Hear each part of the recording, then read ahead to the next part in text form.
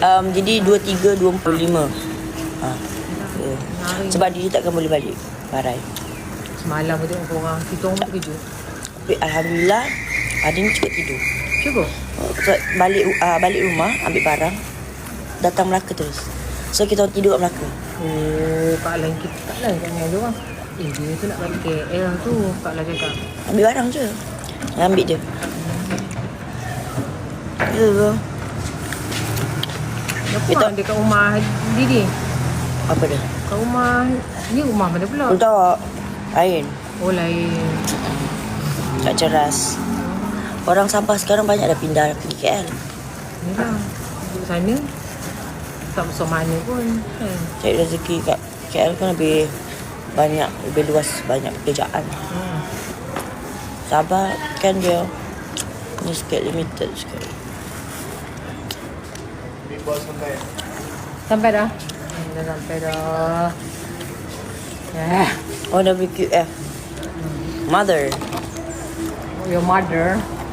Ini mother you pakai baju apa? Baju pink tu. Mother you pakai baju pink tu. Kan? Pink dot-dot tu kan? Dengan topi-topinya. Panas. Sekejap lagi tengah hari tunggu sekejap. Ya. Kak Alah panas tu tak lalu. Tak Kak Alah pakai sweater ni. Tak lah, Kak Alah tengok. Okey, sekejap lagi buka lah. Pagi sejuk sangat. Tu, Kak Alah rasa dah macam kita ni. Baju ni tebal sangat tau sebenarnya. Tapi dia berani pakai pagi. Sebab memang tahu sejuk. Dah cakap kat dia, Nong, nanti tengah hari baru kau rasa pagi ni sejuk. Betul. Start tengah hari, start petang, jahat. Tak tahan dah.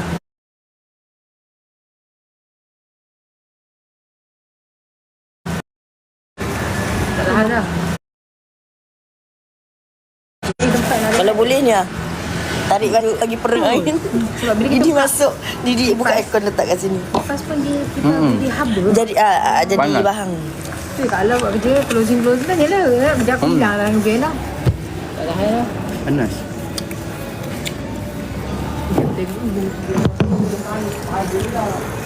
Carlos Handsome. Ya, betul. Tak korang.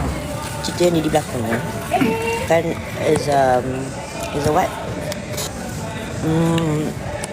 Musical drama. So banyak menari.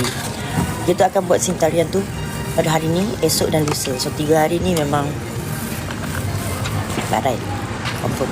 Dan kita orang akan keliling Melaka. Jadi orang Melaka kalau nampak ada orang syuting tu, ada duk menari tu, itulah kita. Baik, kita akan buat kat mana? Depan apa? Kalau ada fountain tu orang panggil apa? Depan Cendol Jam Besar. Depan Cendol Jam Besar. Besau. Lepas tu apa lagi?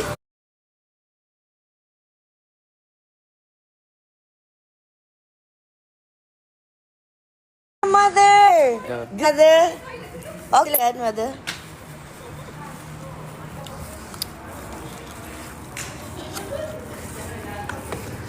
Hello baby. Hello. Pergi toilet dulu tak apa.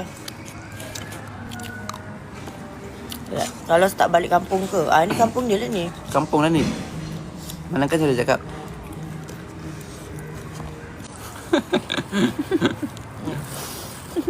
Mak, apa ni?